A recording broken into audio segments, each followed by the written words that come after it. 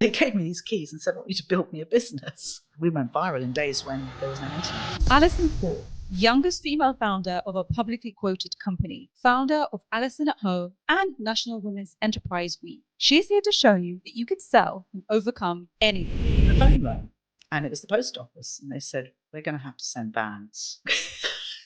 Vans, because we can't carry the mail. Wow. And they sent 3 vans. And we banked £80,000 on one day. How can a country achieve its full economic potential if women are not achieving theirs? Talk about health. You used to be a lot bigger than you are now. I've abused my body most of my life in terms of the amount I drank, what I was eating as a restaurant critic. There was no off button for me. What has been a difficult moment that you've had to deal with? I think the most difficult moment was... Hello, my fellow leaders. Welcome back to Anatomy of a Leader with me, Maria Vorostovsky. I'm an executive headhunter, career coach, and host of the show. Here, we talk about how to find your calling, how to succeed in business, and how to live well whilst doing so. I am bringing Anatomy of a Leader live to a venue in London. If you'd like to be the first to find out about it, please make sure that you follow the link in the show notes to be added to the waitlist. And don't forget to subscribe or follow the show wherever you're listening. Alison, welcome Hi. to Anatomy of a Leader. Thank you so much. Thank you for coming on the show. I was listening to you and Geeta talking at W Corp event, and you're so funny and so astute, very smart, obviously, and just amazing experience. Just a very warm, interesting person. So I had to have you on the show. So thank you very much. Very kind of you. I have been around a while, which is probably why I've got lots to say. What's really important for me for the show is not only highlighting role models, not only female role models, but people who have kind of been there, done that, and kind of survived the process. Yep. And want to, give their valuable insights to the world. So Especially for women, I think it's really important that women hand down the story of their experience to the next generation, because there is a real lack of female support and role models. And certainly when I started in business, the role models I could have counted on fewer than 5 fingers. There was Anita Roddick, who's founded Body Shop. Sophie Merman, you may not even know her name. She founded the Tie Rack and the Sock Shop. And then there was Debbie Moore, who founded Pineapple Dance Studios, whom I'm still friends with today, which is amazing. And then I suppose the other titan, female titan, she wasn't a businesswoman, she was political, Margaret Thatcher. But that was, those were the 80s. And so that was it. And I didn't know any of them personally at that time. I now know 2 of them, or knew 2 of them. So you have a duty to share, I think. yeah. Well, I'm pleased that you think that way. Growing up, did you feel that was given to you? I know obviously you're saying that there's not so many role models, but do you feel like women were supportive then, or do you think this is changing much more now? I think it's changing much more now as women's roles are changing. And certainly when I was growing up, it was expected that I would do something very traditional. Now, we are talking about, I was born in the 60s, so I was a sort of young teenager in the 70s. There was never a conversation ever in my family about, well, you ought to think about running your own business, or even a conversation about, well, have you thought about a career? What interests you? Although I was good at school, I was a very keen student, I loved to learn. I don't think there were any particular expectations, which is really interesting. I'll come to the positive in a minute, but I remember when my teacher said, well, maybe Alison should apply to Cambridge. And my grandmother at the time sat there in front of the whole family and said, I'm just mortified. What is Alison thinking? As if to say, how could she have the temerity to think that she could even get to somewhere like Cambridge? But the interesting thing, and I thank my parents to this day, my father's no longer with us, but this was the greatest gift they ever gave me. I always say they forgot to tell me there was something I couldn't do. So they never, ever pushed me. They never said, we want you to do this, or we want you to, go into politics or medicine or law. But equally, they never said, we think you're a sort of useless girl. It was just a sort of very neutral, supportive, but very neutral environment.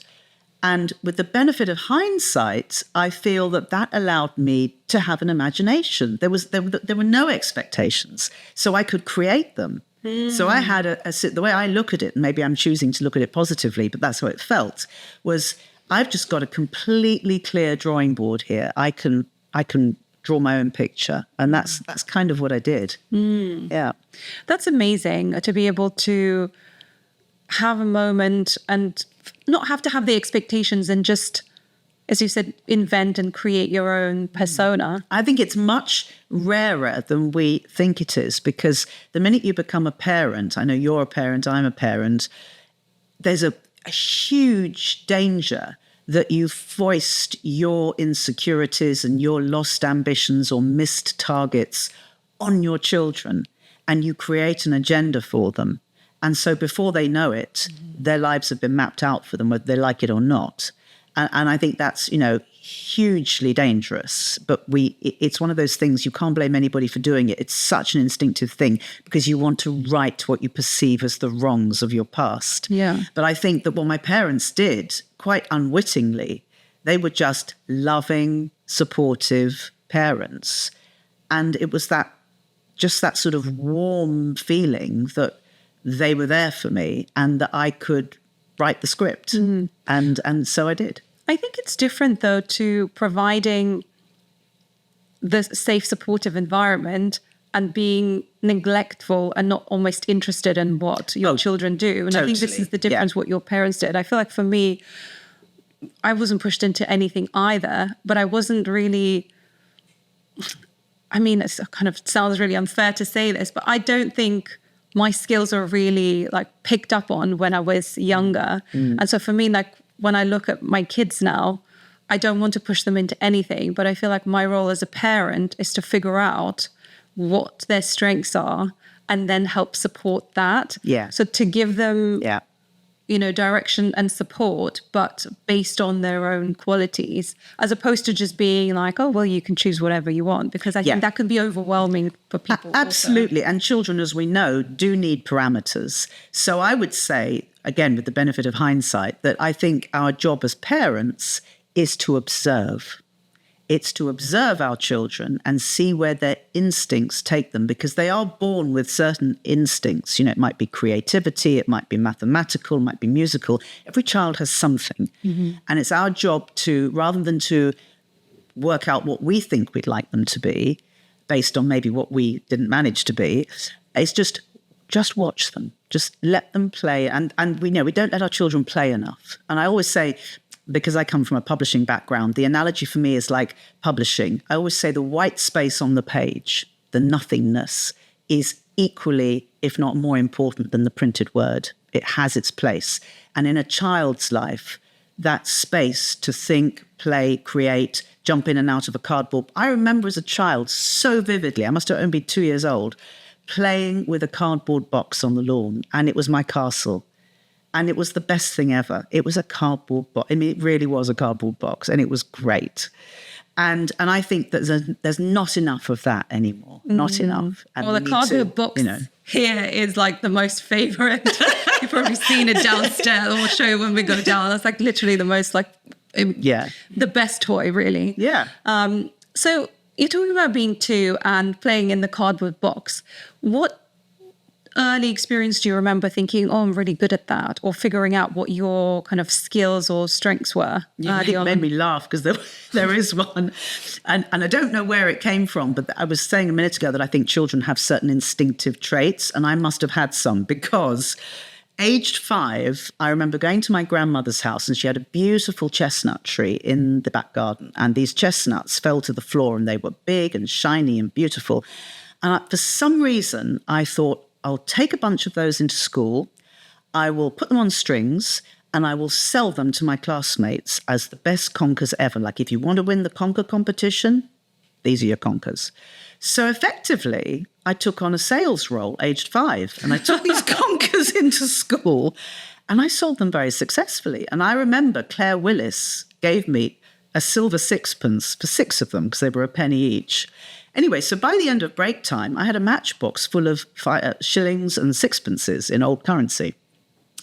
And I went back into the classroom, and Mrs. Jackson, the teacher, saw the matchbox. And of course, she panicked and thought I was playing with matches. And she said, "What's in the matchbox?"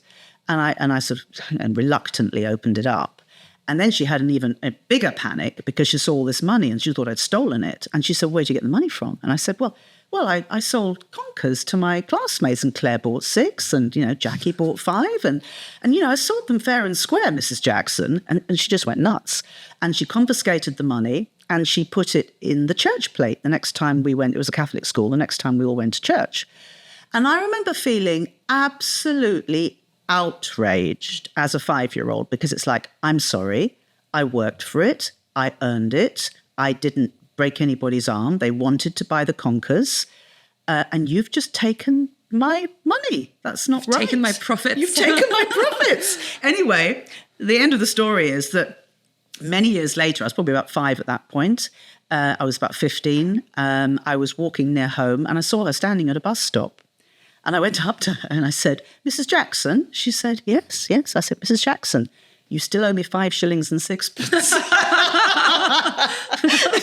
But to go back to your question, for reasons I can't really explain to you, there was something entrepreneurial in me at that young age. And I put that in the context of nobody in my family had started a business. Nobody.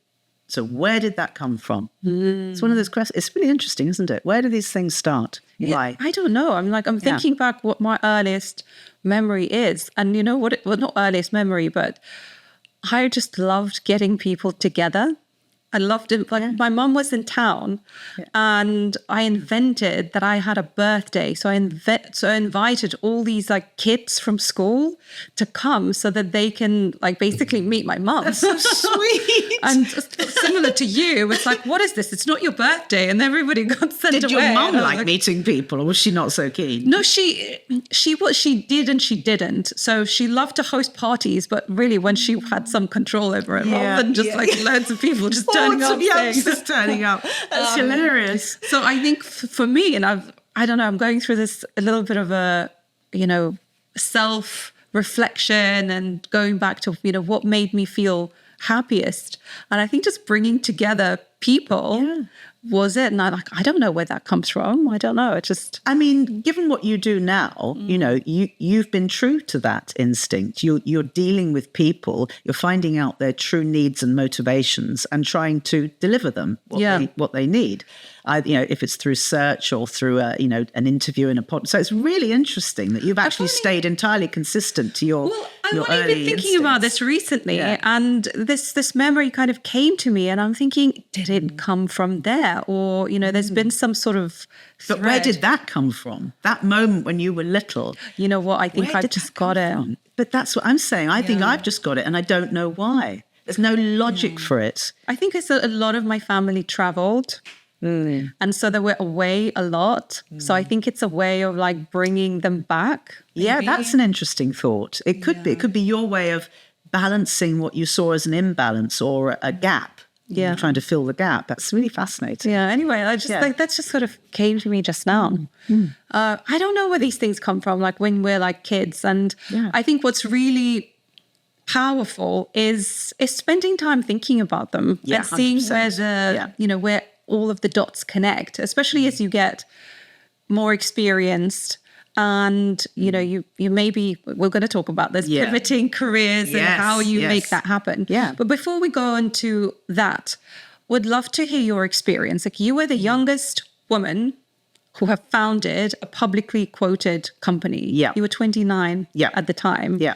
I mean, talking about like not having female role models, selling conkers at the age of 5, like, so obviously that entrepreneurial spirit was there. But talk to me about how you ended up there. Yeah, well, it was sort of serendipity in a way, but probably not given my instincts. So when I graduated, all my friends had done exactly what you'd expect them to do. They graduated and they were going on to be lawyers and doctors and this, that, and the other. And I had no clue. I knew what I didn't want to be, and it was all of those things because they felt corporate, they felt controlled, and I knew I had a sort of a spirit that needed to roam a bit. So anyway, when you leave university, certainly at Cambridge, you have an exit interview. And I remember my director of studies sitting there and she said, do you want the good news or the bad news, Alison? And I said, okay, let's have the bad news first. And she said, not one of us has any idea what you're going to do in life. And I said, okay, what's the good news? And she said, not one of us is worried about you. And I thought, how interesting that they had spotted that thing, which is, okay, she's not leaving with a career, but we know she's going to be okay. We just don't know what it is. Mm-hmm. So in that vein, I'd actually started a business whilst I was an undergraduate because I fell into debt, kept failing my driving test, and used all my student grant to pay for my driving lessons. So I'd started a very sort of rough eating out guide at university. And I'd been selling advertising because I thought back to the Conquer experiment and thought, you know what, there's one thing you can do, Alison, two things. One is talk and the other is sell. So use the power of your voice to sell advertising and get yourself out of debt. So I'd started this little euphemistically called publishing business and sold it to a student when I left. So that was quite sweet. And I got a call one day. And it was a male voice, and he said, I'm a London businessman. I've heard about you and your restaurant guide, and I wondered if you'd like to come and work with me. And I had no clue who he was or what he was talking about, but I just thought, you know what, nobody's offered me a job, I'll go.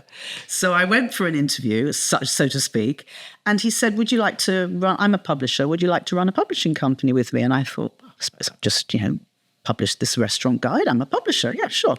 So I said yes. And so he gave me these keys and said, right, these are the keys to the office. I want you to build me a business. So it was just hilarious. So my job at the time, because you've got to go back to the days of this is mail order. These are the days when you read an ad in the paper, there was a coupon at the bottom, you filled out the coupon, you sent it in with your check. There was no internet. This is now late 1980s, early 1990s. So there was no such thing as I'm going to go online and pay with my credit card. So my job was to be a student of markets. My job was to think up the titles of books that would sell and then commission the books. So it wasn't to wait for authors to come to me and say, would you publish my book on Led Zeppelin or something? It was, what is it people want? Which is a brilliant, brilliant test in business. I mean, I learned so much from this guy. He was infuriating at times, but I learned so much from him. So we had many, many, many failures.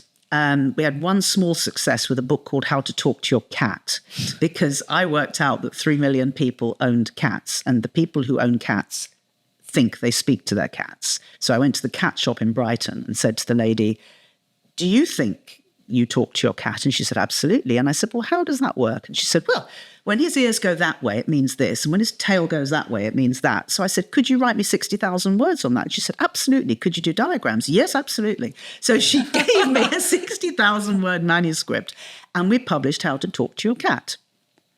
And it was fantastically successful. We sold about 50,000 copies. And Princess Michael of Kent, who is a renowned cat lover, sent in her check, which we framed. We never cashed it because we were so proud that she'd bought it. But that was the only book that worked, and all the others failed. And we were about 100,000 in debt, which in the early 90s was quite a lot of money. And our accountant said, how much longer are you going to let this go on? And I said, this was like September maybe. I said, give me until Christmas. And I had no plan. I just thought, buy some time, just buy some time. So I was leaving for work a few days later, and a leaflet came through my letterbox. And I was always on time for work. I'm half German, like genetically programmed to be on time. And I picked up this leaflet and I started reading it. And it was so compelling. It was a sunny day. I sat on the threshold of the house and I was late for work. And this leaflet talked about something called the Government Auction Handbook. And in those days, this was not known by the public, only known by the dealers. If your company fell into trouble because it hadn't paid its tax or its VAT, the government agencies could come and just take lock, stock and barrel your goods and sell them at auction. They were closed auctions, but they would literally go to a warehouse full of new computers boxed, take them away, sell them at auction for 10% of their real value. And you could buy anything from speedboats to washing machines to computers. And only the dealers knew about these auctions. So they were onto a great thing because then they'd resell at 50% or 60% and make lots of money. And this is what this book was about. So I phoned up the guy who was publishing it and I said, are you up for a deal? And he said, well, I think I've exhausted this because I've sold 20,000 copies to mailing lists. And I said, well, how about if I pay you 10% of anything that I managed to sell? Would you give me the rights? And he said, yeah, why not? I think I'm done with it.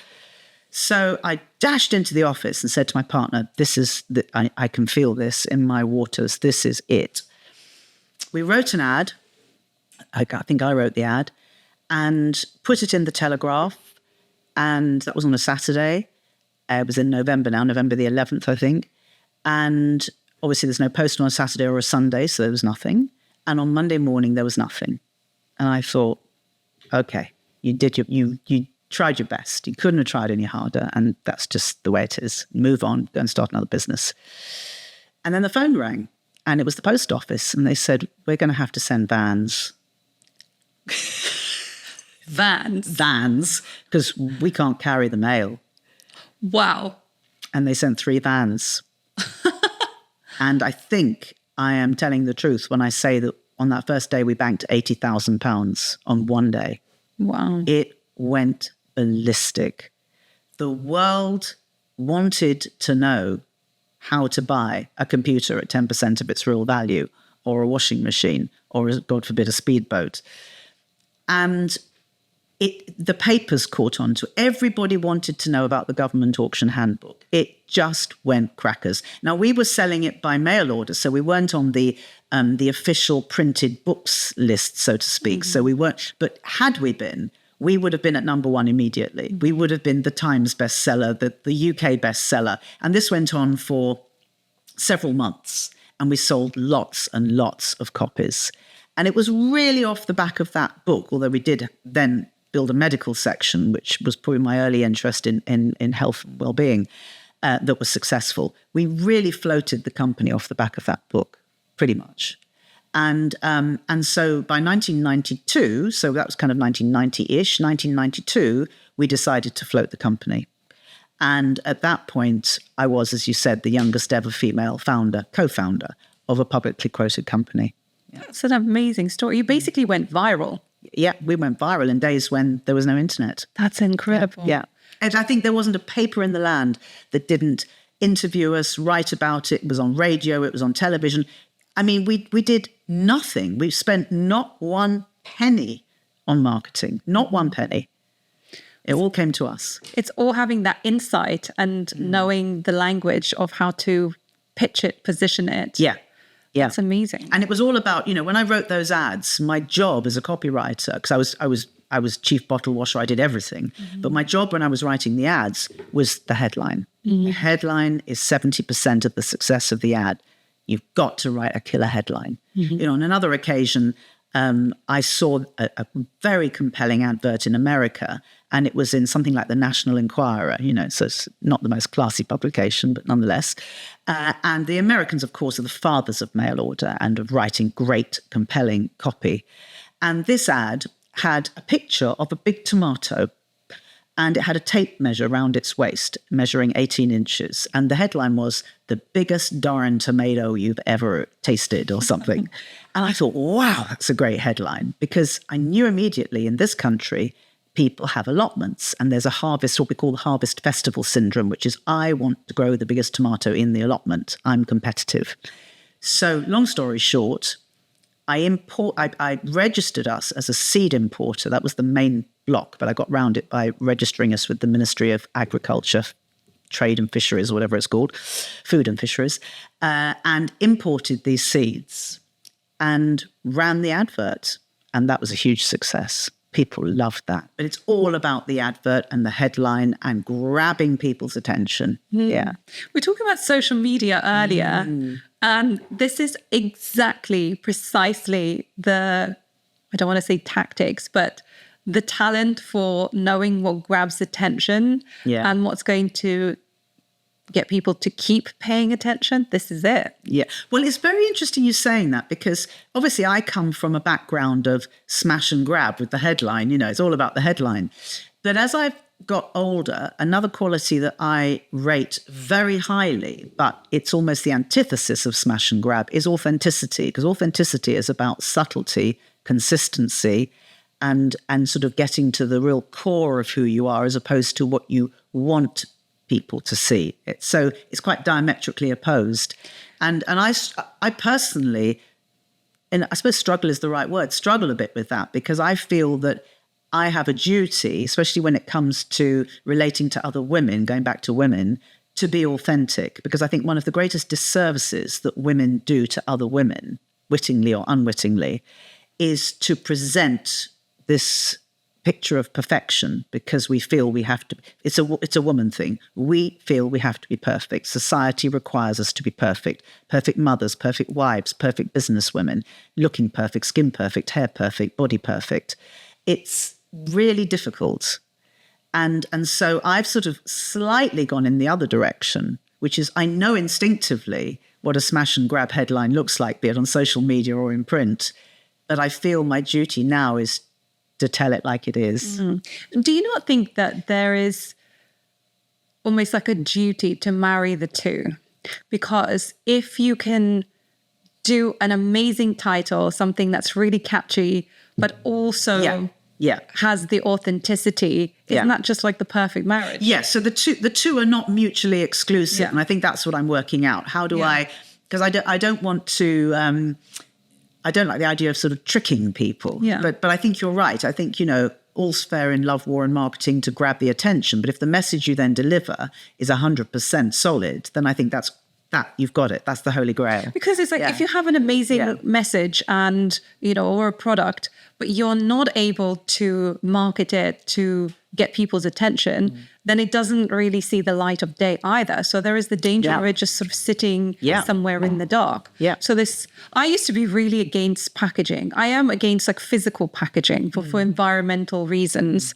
But I also have that feeling it's like, it's just inauthentic because like you have this like amazing presentation and then you have like this tiny little piece. Like kids' toys are a prime example of this. Yes. Yeah. Or even jewelry or like perfumes. Yeah. And then I remember I was going through like all my stuff and I had all of these boxes. I'm like, why am I keeping these boxes? These are not the things that's supposed to be valuable. It's the stuff inside them. But once they are separated, all of a sudden, like this product doesn't seem quite as shiny or interesting. It's incredible. I mean, it's a testament to how good the marketing is. But also when you sort of look at antiques shows, when it's in the box and it's the whole product is still a whole product, so to speak. It has more value than when you take the Rolex out of the box. Yes. And it's fascinating, but you're absolutely right. But it also got me thinking about the metaphorical or like the ideas packaging and how as a result of not liking the physical packaging, I've also rejected the idea of packaging up an idea in a way that is palatable or relatable to other people. Yeah. And through this podcast, this is something that I had to like unlearn because I have to learn how to, package it up in different formats on different social media. Yeah. And I actually think that's a really fascinating kind of foray into understanding human behavior. Yes. And that's what I loved about publishing. Well, in particular, it was mail order publishing. You had to be a sort of psychologist, really. And like you, I adore people and I'm very curious and I always want to know about somebody.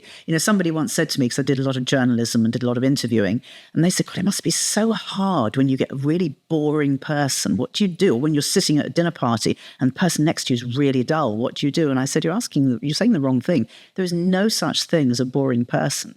There's only such a thing as a boring question. If you ask the right questions, everybody has a story to tell. It may be a story of tragedy, but they have a story and you can learn from it. And that's one of the things I just find endlessly fascinating is people. They're everything, aren't they? Me too. I mean, I'm there are some people that sometimes it's very hard to find the right question to ask. But that's even more of a challenge, isn't it, in a way? It is. Or sometimes you want to challenge yourself or, like let's just make an extra effort and to do that. But if I meet someone who's just incredibly miserable, I will sort of privately say to myself, right, you've got 5 minutes and you can treat yourself to XYZ if you make them laugh. That's amazing. It's just a personal challenge, isn't it? Yeah. I just think it's funny, but anyway. What has been a difficult moment that you had to deal with? I think that in business, I think the most difficult moment was trying to understand, trying to rationalize why bad things happen to good people, which I know is the title of a book, which I haven't read, because I considered myself a good person, running a very successful, legitimate business, waking up in the morning only wanting positive things for myself, my business, and the people who worked with me.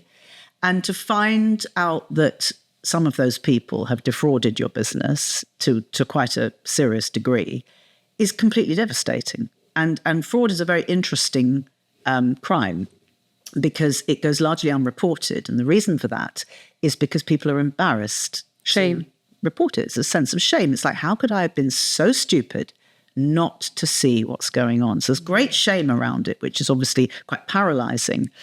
And it was immensely difficult to understand the psyche of somebody who would equally wake up in the morning wanting to be that destructive, holding what I initially thought was such great hatred for me. So it felt like a physical onslaught of what did I do that you hated me that much, that you wanted to destroy everything I'd ever created, and in the process lose about 20 people their jobs. What's going on here? And then the police detective that I ended up working with, and we eventually sent both of them to jail, by the way, you'll be pleased to know, because I don't give up. She said to me one day, because she could see I was really struggling, she said, "Alison, you've got this all wrong, you know, don't you?" And I said, "How have I got this wrong?" I don't get anything wrong. And she said, "Surely I'm the innocent party." And she said, "No," she said, "you think this is about you, don't you? It's not about you. These are sociopaths. They only think of themselves. They see money, it's like a pile of money, and they just assume that it's theirs and it's their right to take it because they've found a way to do so.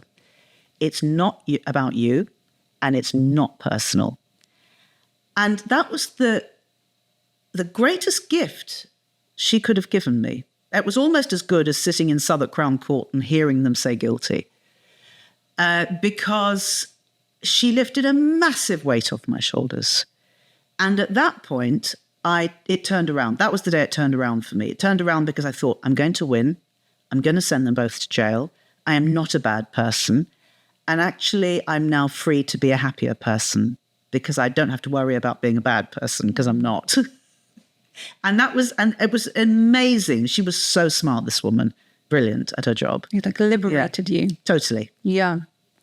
That must have been a really hard time for you. It was terrible. I would say that's the only time in my life when I have seriously thought about taking my life. Well, it was really bad. I'm sorry to hear that. It happens. It's really bad.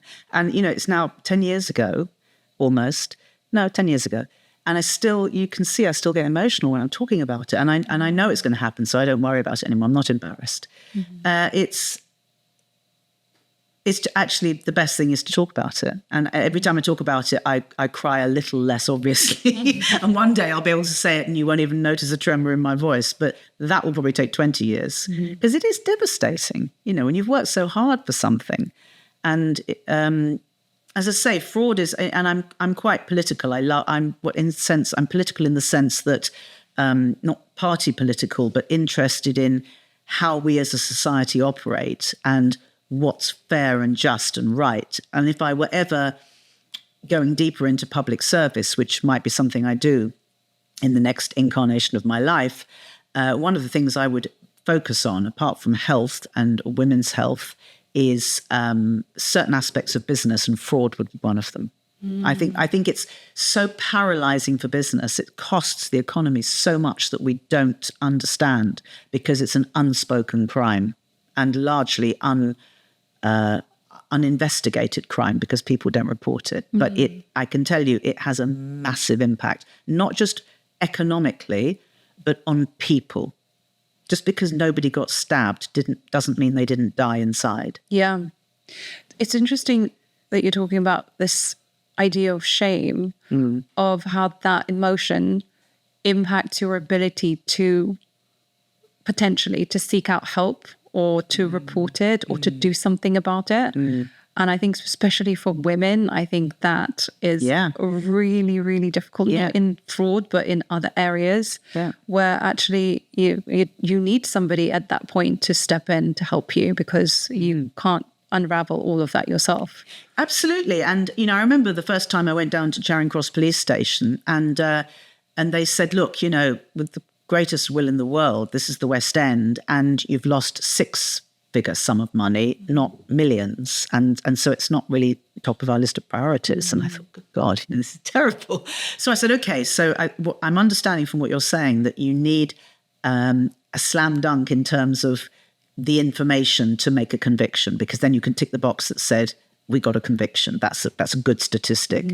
And they said, yeah, sort of, yes. So I said, okay, right, fine. So I went away and I employed a forensic digital detective whose expertise is looking at computer coding. And we were able to identify where and when they rewrote the code in the back of the website to divert monies to somewhere else. And with that evidence, I went back to the police station and they said, okay, now we're getting somewhere. Now that we can see that we think there's something majorly wrong and we're going to take up your case. So, but it was, how many people, I am just very stubborn as an individual, but how many people would have just gone home and thought, look, it's not fair, but life isn't fair. I've lost my business. I've lost my job. I've lost my income. There's nothing I can do about it. Probably 7 or 8 out of 10, I would have said. And that's why fraud is so pernicious. Yeah. What touched you most or what hurt you most during that time? The feeling of unfairness. I think I'm a great believer in natural justice. I think that, I believe in karma. I think if you put good stuff out, you don't, without an agenda, not sitting there waiting for it to come back, it does come back. And I really struggled with this concept of evil because I just suddenly realized, to my complete horror and consternation, I was dealing with evil people. That evil exists. It does. And it's not palatable and we don't like to talk about it. And I'm a positive person and the sun is shining, but evil is a thing. And I met it and it terrified me. And I really struggled with it. It's like, how am I going to fight evil? What do I do? But you did. I did. And it was, again, I just went back to the sort of the practical things. What are the practical things I need to do? Let's get back to reality. Stop talking about intangibles like evil and good and worrying about the unfairness of the world. What are the practical things I have to do to give these people the information they need to take on my case and investigate those people? And that's, I went back to keep your feet grounded. This is what you need to do. Worry about the philosophy of evil and good later on. So it's like first deal with it and then reflect and muse over it. But actually, the minute this wonderful detective said, you've got it wrong, that stopped me in my tracks for starters. It was like, what? Me wrong? Is that possible? It was, no, it's not about you. And I suddenly realized I was viewing it entirely through egotistical eyes. Yeah. It's very easily done, though, because when something so terrible happens, then you're looking for reasons, right? Of course. And when you found a business, it is your third, fourth child, however many you've got, and it is very, very personal. So it's really hard not to take it personally. Yeah, no, I'm with you on that. I mean, I take things personally. Something we talked about earlier off the show, talking about friends. I wonder if this is the right moment to bring it up, because this idea of not keeping friends. Do you think this was partly because of this experience you've had? Do you know something? The answer to that question has literally come to me in the last 2 seconds. You've made me realize that is probably what happened. Because when we spoke about it earlier, I said to you, this is something I've done more recently in my life.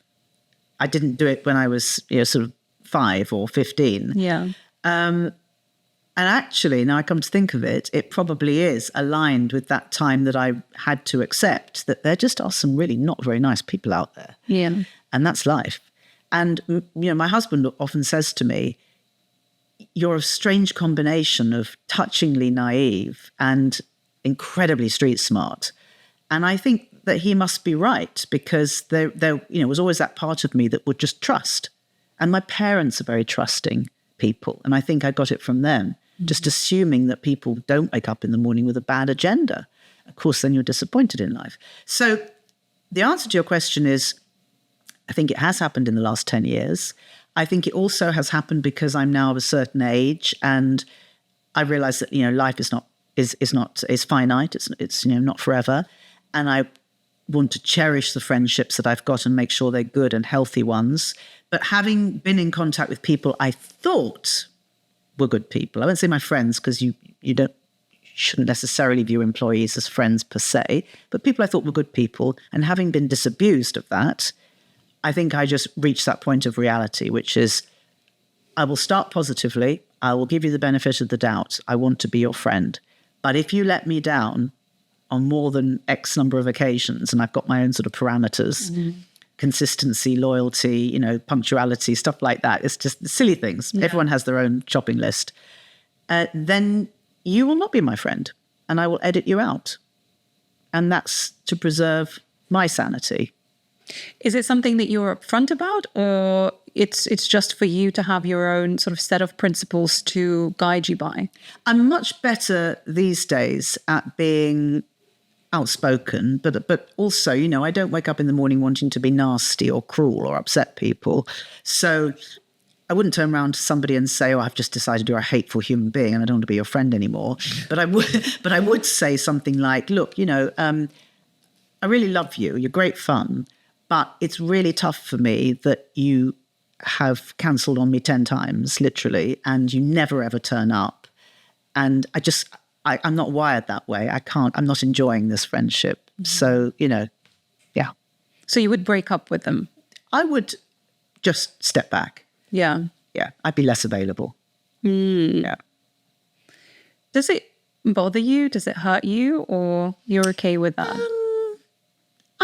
I take equal responsibility for it, because that doesn't mean because that person can't turn up on time that they're bad. Yeah.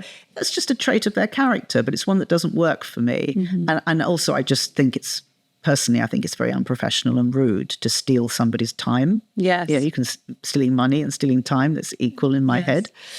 So I wouldn't do it, and I don't appreciate it being done to me, because my time is very precious. So, I just, I'm just more analytical about who I'm investing in and why. Yeah. It's interesting because like how you phrased when you couldn't make it for the podcast before. And I kind of picked up on that a little bit, because you were like, I'm so sorry, it's very last minute, I can't make it. I understand if you don't want to reschedule. Yeah, because to me that was incredibly rude. And I've done that. Like, to me, this is one of the things that I am mortified for myself to do, even to the point where I would put myself, like, I'll be like sick as a dog, and I will like force myself to go somewhere. Well, actually, I should have just said, I can't make it, and not see it as like the most like terrible thing to happen. And so there was a moment when I've cancelled somebody very, very last minute because I was just not well at all. Yeah. And I was like, I had to send them flowers because I was just so like, I was dying inside. But you know something? I think people will think very positively of you for that. And I was trying to communicate to you that I totally understood if you were hacked off, because I probably would have been if someone had done that to me. It's like, I've set it up, I've allocated the time, I've thought about what I'm going to say to you, and now you're not coming, and it's a bit short notice. So personally, I very, very rarely do that. And I just thought, if she doesn't want to see me again as a result of that, I get it. Oh no, I'm okay with that, because it's like, if I've done that as well, and I know I mean well, and I really, really want to make sure that does not happen, but it's I get that. It does. I mean, it does happen in life. It's just that I set myself certain standards, and I don't think there's anything wrong with that. I think that's part of being a professional person. And it's important for me to have those parameters because it's how I want people to perceive me. I want them to perceive me as somebody who is reliable, whom they can do business with, because I'm going to turn up, I'm going to deliver the goods. Those are just basics for me. Those are basic principles of doing business. Can I ask you maybe a controversial question about women versus men? Do you find that women tend to be more flaky? Ooh, that's so interesting. Women, and I speak obviously as one, I think can be more emotional in their decision making. So I wouldn't call it flaky. I'd say that, emotions can be very varied and quite spontaneous and very powerful drivers. And so I think that if one is driven by them, that could be interpreted as flaky behavior, but it's just a different type of driver. It's an emotional driver as opposed to a purely logical, analytical driver. And I would say that I think my experience of myself and other women, and particularly at certain phases in your life, there is no doubt, as we're seeing now because of all the coverage in the media, that the whole sort of menopause period of your life, which can go on much longer than people anticipate and think, that definitely affects your behavior for sure. But that's a hormonal thing. So there are lots of different things affecting the way a woman, as opposed to a man, might respond to a situation. That's interesting because I haven't thought of it this way because I'm only just now getting so much more information. I feel like I don't know if it's because of my age and I'm getting closer to, potentially perimenopause. Instagram has worked out your needs. Or maybe because I've always, through my work as a headhunter, I'm always talking to people who are, 10 years, 15 years ahead of me. Yeah. So I'm getting that information now. Yeah. Like I can't not see it anymore. Yeah. But I think there is something in the water as well, because there's a lot more companies and a lot more conversations happening around that. Hugely. And there should be, because I think understanding the extent to which it can change a woman's, the menopause experience can change a woman's behavior is fundamental to crafting work opportunities around them. Otherwise, we're missing out on a huge potential, huge economic potential, huge human potential. It's our loss as a society if we don't get our heads around it. Yeah, I think it's a very important topic, especially when it comes to looking at kind of career progression, because so many women are leaving the workforce precisely at that moment because companies are not structured around female biology and figuring out, well, how do we retain these amazing, talented women in a different way? They're not. And it's really interesting that women aged 50 plus form the fastest growing group within entrepreneurship. And that's the reason. Well, it's one of the reasons. It's also that companies equally haven't totally got their head around how to utilize the somewhat sort of maybe tired skill set that just needs a bit of polishing. Yes. Because women out of the workplace have been bringing up children. They might have been gone for 10, 15 years, 35 to 50, not unusual. And then they come back in just as the menopause hits, 50 being the average age for menopause kicking in. I mean, it's a double whammy. And it's tough because the menopause is different. This is the thing, you see, there's no kit, there's no dot to dot for menopause because every woman's experience of it will be different. I decided, probably not uncharacteristically, to tough it out without any HRT. Well, that's a 10-year journey and I'm still going.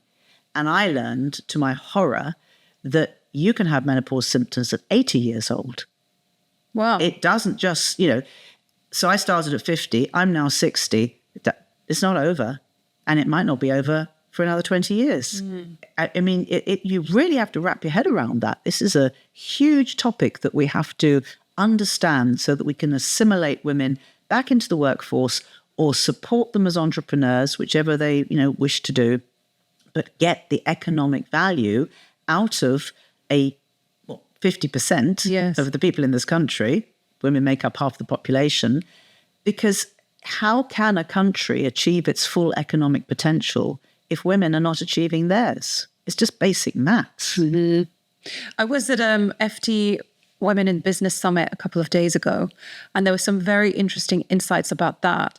And it was, I think, Alex Partners that was the sponsor of one of the sponsors of the event, and they gave some really interesting statistics about how during that period of time for women, it's what also called, I should know, it was a Dr. Lucy Gray who wrote a book about revolting women, one of them, which was about this period of time where like menopause, about how it's also like a collision of different things that happen, like taking care of like elder parents, menopause.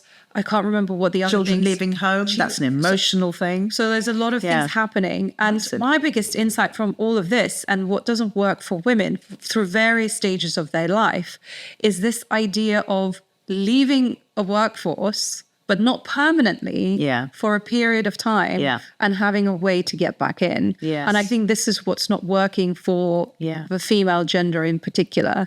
And because during that moment in time for women, they may want to just take a period of time off, but then return, and then they find that they can't do that. And so hence, what do? They start their businesses. So that's like a biggest cohort. And there are so many threads here. So, you know, the other side of that coin is, why are we not increasing paternity leave to the same year that women are entitled to? Because then you could have a situation where the man says, okay, you've just spent 8 months giving birth to a child. Stick around for a month if that makes you, if that's what you want to do. Go back into the workforce, and I will spend a year at home with the baby, which gives that woman time to get back into the flow of things. But again, those scales are not equal. Men get, 2 weeks in some company? Yeah. It's ridiculous. Because you're incentivized to put in the hours. So if you're a man and you don't have your own physical reason to leave the workforce, why would you? Why would you sacrifice your career because your boss and your boss's boss and your boss's boss value you being present in the office, putting in the hours, really getting the work done. So I think it's the same with what they do in Scandinavian countries, where you have forced paternal leave, having forced caring leave. It's like if you can either take it or you lose it. And that's the only way you can incentivize that's really interesting. And I don't know the answer, but maybe you do. In Scandinavia, I definitely don't. When a man comes back, does he come back at a minimum the same level he left at? That must be a stipulation, because that would be the other thing people would fear, would be a drop in their career. Yes. Somebody's taken their job, literally sitting at their desk when they come back into the office 9 months later. It's like, well, who are you? I'm doing your job, and you're down the road, stapling stuff. So I think there's an awful lot that we can adjust here to create greater parity. There is this lady, I forget her name now, and I'd love to have her on the show, who talks about I can't forget the title of the book, but the idea that because we live longer, the 100-year life, I think it's called, and the idea that, when the work was designed, we didn't have such long lives. We're retired at 60 or whatever. But we are so well and healthy, generally, or are much more so than in the past, that you may not want to stop working, and you may also have a need to work to look after your older parents or your younger kids, because you had your kids much later in life. So there are so many crosswinds here. So I had my kids later. I'm that person you just mentioned. My mother is 91, still going strong, relatively speaking. So I'm caring for my mother. My children, although they're now grown up, they're in their 20s, early 20s. You never stop caring for your children. And there's just all sorts of stuff going on. And also, but one of my favorite statistics, what do you think is the average length of time for which somebody collects their pension in this country? Now, my father collected his for 30 years. He died at 88. What do you think the average is? So the average, how long? Average length of time for which somebody collects their pension. Right now? Yeah. I would say, I'm going to just, pick a number. Pluck a number. 27. It's 8. Wow. And the reason for that is because when people don't have a purpose, because most people's purpose, and indeed when most people meet their husband or wife is in the office, in a job, they die. So that, that thing sits rent free in my head, that statistic, because I know that I don't want to retire. And I, I'm 60. I in my head could easily live to 100. I'm going for triple digits. And so that's a big chunk of life. We've got to work out how we're going to spend it, how we're going to generate enough revenue to live, what quality of life we want to have, which, leads us into obviously health and well-being, which is a massive interest of mine. But this whole business of the second half of life, which has become much more of an entity, that's probably the way I'd describe it, than it was 30 years ago, when it was just that bit where you just sort of drift off into the sunset of your life, and it's a bit of a damp squib, and we all know that you'll be gone in 10 years or so. Now at 60, you can still have almost the same number of years again. And if you believe what the medics are telling us, we're not far from being able to live to 120 and 150. So I have these visions sometimes that, actually, I'll tell you something that I don't think I've ever told anyone. I don't think I've even told my husband about this. He's listening right now. But when I was younger, I used to think that I would die when I was like 32. I don't know what it was. I think someone probably a child read my palm and said, "Oh, something really terrible is going to happen to you." And so I always used to think that. So I would do things to kind of, try to live my life in the best way possible. I didn't take massive risks, but I think I did, tried lots of hobbies, etc. And then when I didn't die, I was like, oh, okay, this is, maybe this was something else, or, there's more life in me now. And something, there were 2 very significant deaths, not when I was 32, but a few years after. So maybe that's what it was. But now I have these visions of living to 120. And you may well. I mean, you're in your early 40s, and therefore you are generationally somebody who could. I mean, it's just absolutely fascinating, because that means you could have 2/3 of your life left. Wow. It's like, what? Wow. I mean, I look at that positively in the sense of how much wisdom and knowledge can I accumulate? How many mountains can I climb? Literally, because I love climbing mountains. How many experiences can I have? But then the other side of that is, well, you can only do all those things if you're mentally and physically fit. And one of the things that fascinates and terrifies me in equal measure about our society at the moment is the whole question of our collective health, because I think we're on a knife edge, and it's deeply worrying. It's really deeply worrying, because the NHS, in this country, obviously it's the NHS, simply cannot cope with the time bomb that's coming down the wicket. It can't. Yeah. No, definitely. Yeah. Talking about health, you told me something that you used to be a lot bigger. A lot bigger. Than you are now. Yeah. How much? I was about 5 stones. So in old money, that's over 30 kilos at my heaviest. Heavier than I am now. Yeah, it's quite a lot. That's like another small person. That is a lot. So talk to me about that, because was there a pivotal moment and you thought, this is it, or something happened, or? Yeah, no, 100%. And I think it's a moment that many women face. And it was in my mid to late 50s. And I just, literally turned and looked in the mirror one day and just didn't like what I saw.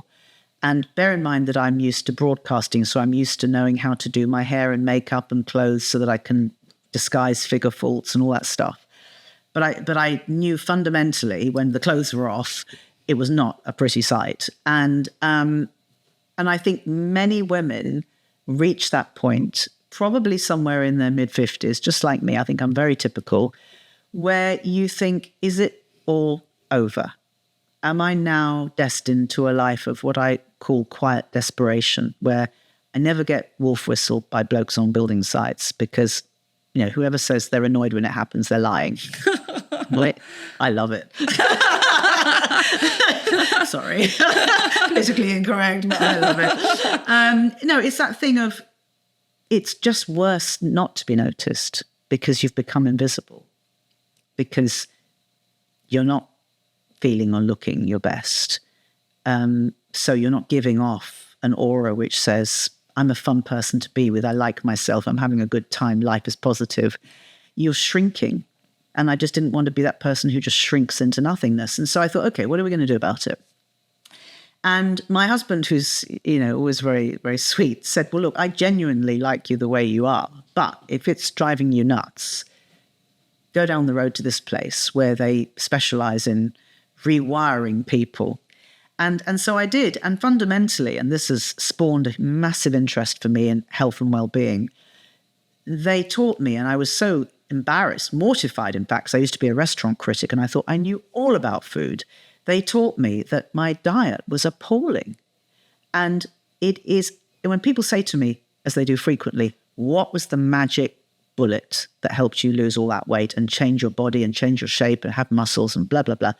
It's like, it's food. 80% of weight loss is what you eat. 20% is resistance training, which I cannot recommend highly enough for all women, but particularly women in mid-age and onwards. Osteoporosis, strength, posture, balance, all those things you want. We don't want osteoporosis, but all the other things you want in later life, they are all facilitated by strength training. It is massively important. I personally do no cardio, don't like it, hate running. But I walk and I lift weights, and the rest of it is what I eat. And it's just critical. What were you eating before? So what was your diet like before? About 90% carbohydrate. So pasta, bread? Yeah, all the sort of, basically sugar. Right. Because sugar is the common denominator. Mm-hmm. And I'm not demonizing sugar, because we all eat sugar and need to eat sugar, and it has its place. I am demonizing ultra-processed foods, which are a generational thing. They've crept up in the last 30, 40 years. This is almost certainly why we're seeing a spike in incidence of cancer in the under 40s, because it's the food they've been served up most of their lives. It is sugar-laden. It is addictive. I know that's not a popular thing to say. And when I've said it before on social media, I've had a lot of criticism, but it is more addictive than cocaine. Sugar is more addictive than cocaine. That is a fact. And it is leading to a national obesity crisis. Britain is now the most obese country in Europe. That's also a fact. And it's because we're eating so badly. We've forgotten to go back to basics. We need to go back to basics, not forgotten perhaps. We need to go back to basics. Vegetables, fruit, prepare from scratch, prep your meals for the week, so time isn't the issue, because a lot of people will say, I haven't got time to cook. Actually, I spend less time now that I prep my food because I'm more organized about it. Mm-hmm. But to go back to answering your question, if I could only, give you one word as an answer, sugar. To sugar. It's really interesting talking about the UK being the country out of all of Europe that has the biggest obesity. I was in Milan and I was trying to get some water and I couldn't find a supermarket. And I couldn't find like an off license or whatever that you usually have in the UK that has like all these like, snacks and colorful things. Yeah. Couldn't find it. Yeah. Because they are either don't do it. Out of the way somewhere or they cover them up. So you don't even have that when you see it and you're like, oh yes, ding, ding, ding, ding, ding, your brain goes off and like, you're like, I'm just going to France. Same thing in France. They don't snack. They have so France and Italy are very interesting examples because they still have a different food culture, which we could well emulate, which is they have more localized food systems where people will grow and distribute and eat the food of an area, of a region, more than we do in this country where stuff is just produced and it's just sent all over the place. And the benefit of that, and there are many benefits, but one of my favorite books is The Blue Zone by Dan Buettner, which I'm sure you're familiar with. And it talks about these, for those who haven't read it, talks about regions around the world, which are very disparate. Costa Rica, Icaria in Greece, somewhere on a hilltop in Sardinia, Okinawa in Japan. Very disparate areas, culturally, geographically, what have you, where there is a common denominator, which is people regularly live to the age of 100 or more. And one of the common denominators of why this happens is that they all consume food that is produced locally and even drink wine, the grapes of which are grown locally. So it's really important from a health perspective. And our food system, unfortunately, is such that we are dominated. I think it's 96.6% of all the food we eat, we buy in supermarkets. We have lost local, regional producers, and we need to reintroduce them. It is actually a matter of public health. It's critical that we do it. What do you think is preventing UK from doing that? The dominance of the supermarkets. They are hugely profitable, powerful lobbying entities. So whenever there is a round table at government level that talks about fast food and how we shouldn't be eating it because the evidence is irrefutable, and ultra-processed food, the people around the table who are making the decisions have a vested interest in making sure we do buy it. Because I can tell you one thing, a box of ultra-processed breakfast cereal is way more profitable than an apple or a box of raspberries, which is why you'll see more ultra-processed food on sale in the supermarket than you will in the fruit and veg aisle. They have to have some fruit and veg, but they won't focus on it. That's the reason. It doesn't make as much money as cereals or other stuff.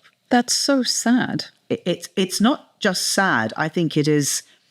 I think it's worse. I think it's more sinister than that. I feel that it is a massive, almost a conspiracy. I'm not a conspiracy theorist, but almost a cynical conspiracy against people who are just trying to live their lives well and healthily. You know, going back to this thing of being a believer in natural justice and decency. And, you know, I don't expect the powers that be to be conspiring to give me cancer.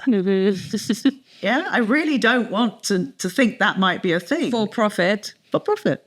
Yeah. So then what's the government's role in this? Because you're talking about having a time bomb of people getting sick. Yeah. And then you have the forces of, well, let's just push this cereal out instead of this apple. Yeah. So surely governments must see this and thinking, well, these two things are completely inextricably linked. Yeah. How do we... Well, it's very difficult for the reason I outlined, which is that countries run on an economy, they run around money, so to speak, and these companies are generating huge profits and have a huge say, therefore, because they've got money and they've got power, in what does reach our supermarket shelves. But I think there has to be some pushback from government, which is there is a balance here, a bit like the tobacco industry. I was actually thinking about this as I was walking here today. You know, there came a point, as far as I remember, in the tobacco industry where they had to print on the packets, smoking kills. And that was a fantastic moment because those people who were absolutely going to continue smoking were always going to continue smoking. But I don't know the statistics, so maybe I shouldn't venture an opinion. But I'm sure there was also a percentage of people who thought, I'm going to read that message every time I smoke a cigarette because it's on the back of the packet, and it did make a difference.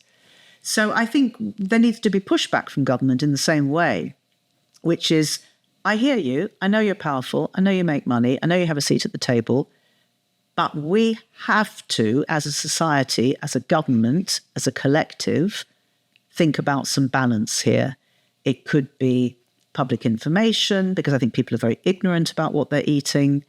It could be that we have certain quotas that we impose upon supermarkets. It could be that we lessen the dominance of supermarkets and reintroduce local food manufacturing economies, which is perfectly possible. There's no reason why we can't do it, financially or otherwise.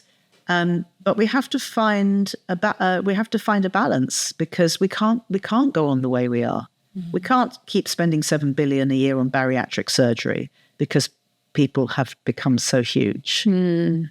And I suppose, to go right back to your original question, not that I thought about all these things at the time, but I did look in the mirror and think, well, what is my future if I keep going the way I'm going? If I put on weight at the rate I've been putting on weight in the last 10 years, I won't be able to move in another 10 years. Mm.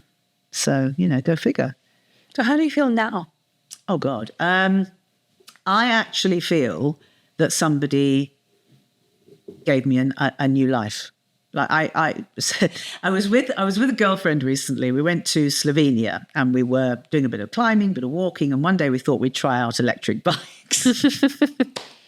And I've never been on an electric bike before. It was so much fun. Anyway, we were in Slovenia and we were having such a good time that all of a sudden we hit the Austrian border. Like we'd been going for ages and didn't even realize. And I said, oh, let's turn back. And so we were now going downhill. And I'm a bit of a speed merchant. So I said, would you mind if I just go ahead and go really fast? And she said, well, I want to go slowly. So I said, oh, okay. I'll go fast. You go slowly and I'll wait for you at the bottom. So anyway, I waited at the bottom and I began to get really worried, thinking, where the heck is she? Anyway, she turned up and she said to me, now she's 53, by the way. And as I said, I'm 60. And she said, God, she said, Alison, she said, I do hope that when I'm 60, I have as much energy as you. And I said to her, do you know what, Rani? You just reminded me that I'm 60. This is the answer to your question. I don't feel any age. That's the answer to your question. I don't feel an age. I feel an energy. I feel a curiosity for life. There are things I want to do. I trekked to Everest Base Camp because I said to myself, when you've lost the weight, that's going to be your thing to prove you can. So it's just a bigger shopping list than I would otherwise have had because I would have been restricted. You know, I'm tired. I don't think physically I can manage it. I'm too stiff. I can't bend over. Blah blah blah. And now I'm just thinking, right, what's the next thing? Let's go for it. I've got 40 years left. I worked out recently that if I'm very active for the next 20 years, so I'm not trying to be overly optimistic. So let's say I can hit 80 and still be very active. And let's say I go away once a month, which would be pushing it. I've only got 200 more places I can visit in my lifetime. That really focuses your mind. Like, the next time you're going to go somewhere flippant, just think about it. Where do you really want to go on this planet? Because you've only got 200 chances left. It's like knowing that, or knowing there is going to be some final destination that you have to really focuses the mind. We all know the destination, so it has to be about the journey. Yes. In the last year or so, because my husband got into he's always done weightlifting, and it's not something that was really in my life or something that I thought about. And I started, I would say like earlier this year, and it's amazing. I've never thought I would enjoy having muscles. And also, I wish I'd done it earlier. Oh God. I mean, honestly, the fact that I was 57 before I even walked into a gym, I mean, it's shocking. I mean, that's why I think I'm very typical of most women, because I think that's true of many women. Yeah, where would I be if I'd done that at 20? But, ask not how we got here, but where we go from here. That's the only way you can view that situation. I'm looking positively at the fact that I've been given an extra bit of life that I don't think I would have had otherwise.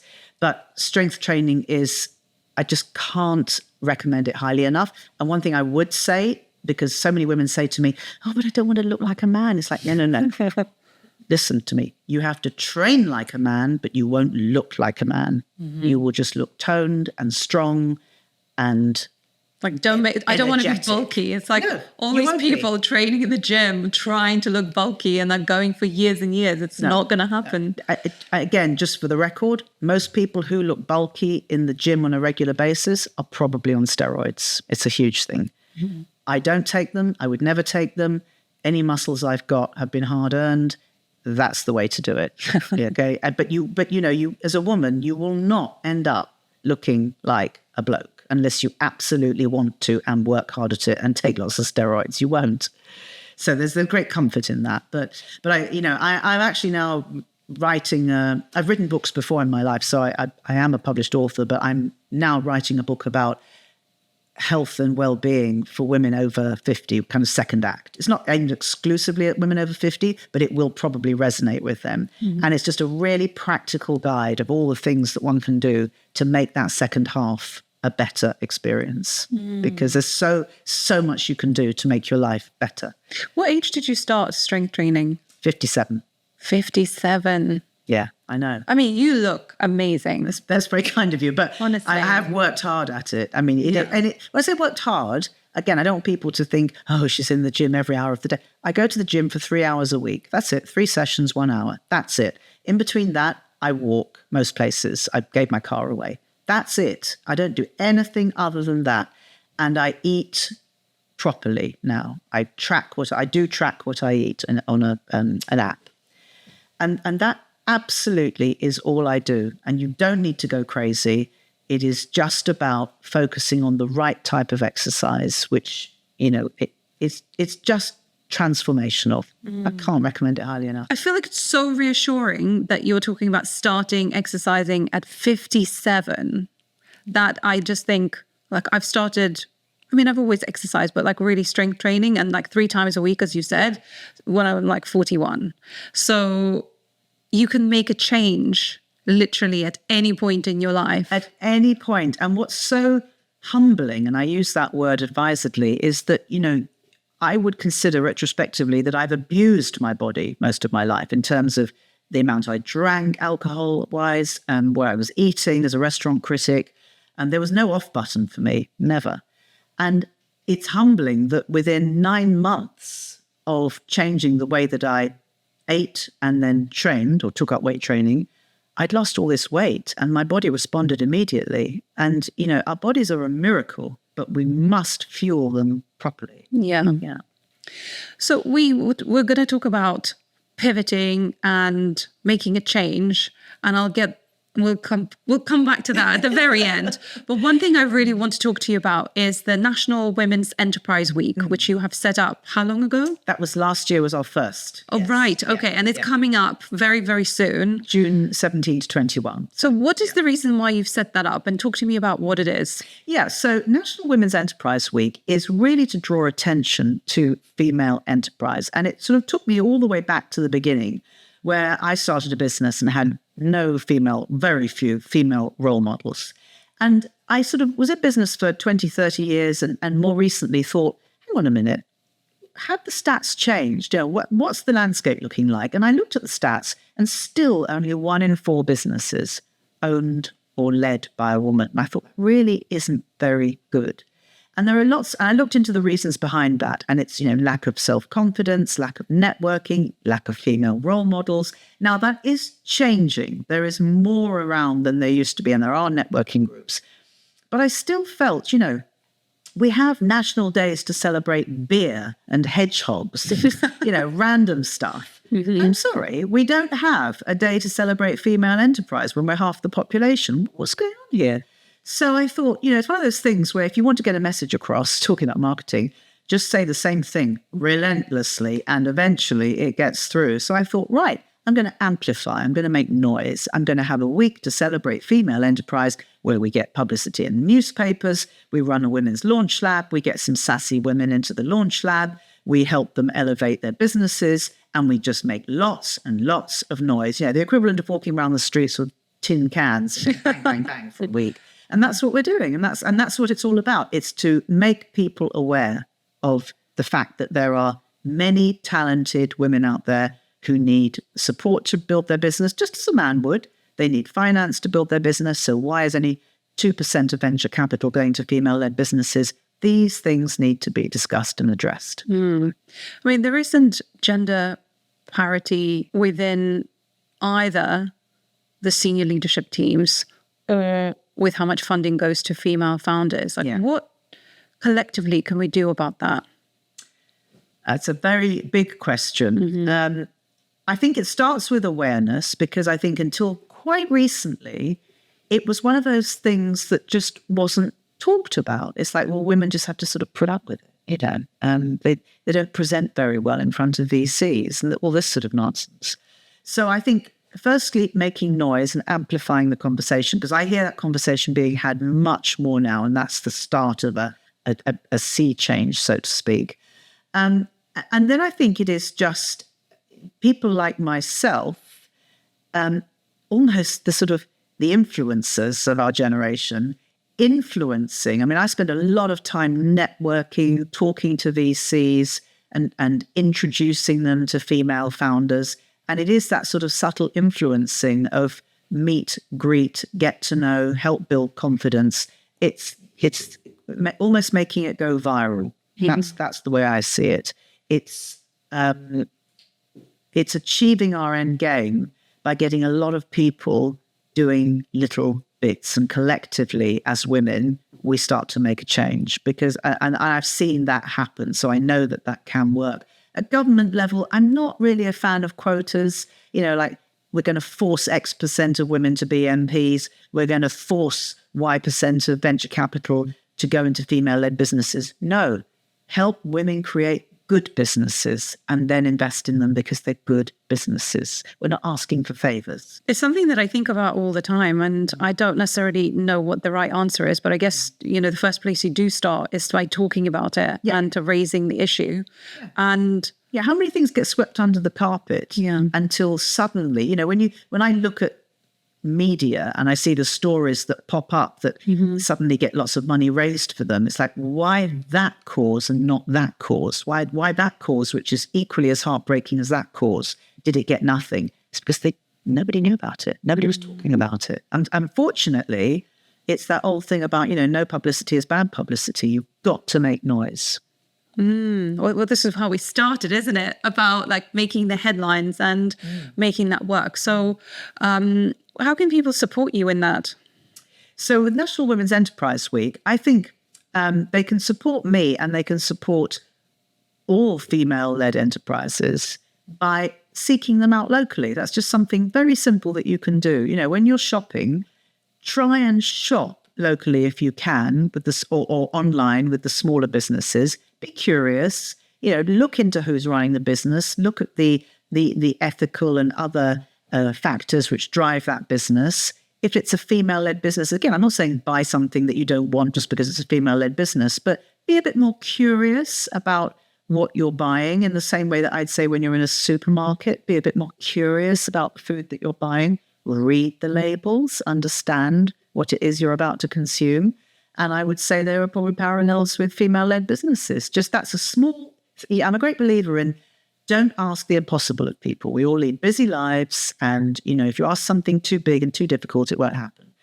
Make it achievable. So I'm just saying, when you're shopping, just have that little thing in your head, which is, let me be a bit more curious about the business I'm buying from. And you'll find that, I always say it's about the acorns, not the unicorns.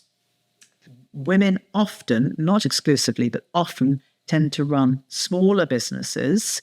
That is not a detrimental comment. That's because it's a lifestyle choice, and it's the way that they make it work with their other responsibilities, which obviously is something we touched on. So women often tend to run smaller, sometimes kitchen tables, sometimes a bit bigger, but those smaller, more sort of very, very distinctive businesses. And it's those that I often find are the best businesses because of the love and care that's gone into the product. So I actively seek them out, but you have to make a bit of an effort. That's such a good advice. And I love that saying, acorns, not unicorns. What a great way of looking at it. There are 5.5 million small businesses in this country. They actually generate 99% of the economic activity of this country. So what's this obsession with unicorns then? Unicorns are great marketing on a governmental level, because you want to be able to say, we as a nation, we're drivers of technology, we're up there with AI and we're winning, and the rest of the world needs to take lessons from us in how to build big businesses. But they are a tiny number, and they have their place and they have their worth in terms of the national marketing plan, how we market ourselves to the rest of the world. But I've always been interested in everyday people and everyday lives. That's the 5.5 million. Those are the people who get up in the morning. They're not expecting to be prime minister. They just want to do something hopefully that they enjoy. That's a plus. Make enough money to pay their bills, look after their family, lead a good life. Have a quality of life. It's not about millions, it's about quality of life. And those are the people that I've always resonated with. Probably because that's where I come from. I come from a very ordinary background where the aspirations for mansions it wasn't there. But that doesn't mean it's not a good life. Small is often very good. It's often better than big. What's next for you? Well, given that I've been given this life extension, I almost feel like I'm playing Monopoly and I've been given not just the get out of jail card, but like the go card. Yeah. So what's next for me? I am, as I said, I think earlier, writing a book on health and well-being for women in the sort of second act of life, which I'm thoroughly enjoying. I love writing. I've written a few books. I just love writing. And I think I'm going to slightly pivot. I'm still about lifestyle. I've always been about lifestyle, but I'm going to broaden that out to incorporate health and well-being, because I think the best way I can illustrate that answer to you is if you'd said to me 5 years ago, write me a list, Alison, of your top 10 priorities in life, health and well-being wouldn't have been anywhere in that top 10, maybe not even in my top 20. Home interiors probably would have been at the top. We didn't even talk about that. Don't worry about it. If you asked me today, health would be number one, because I've understood that health and well-being, if you haven't got it, that nothing can ripple out from it. It's like throwing a pebble into a pond. When you throw your pebble of health into a pond, the ripples go on forever and it affects every other part of your life. So for me, it's about reprioritizing and saying that health and well-being are now areas of massive interest to me.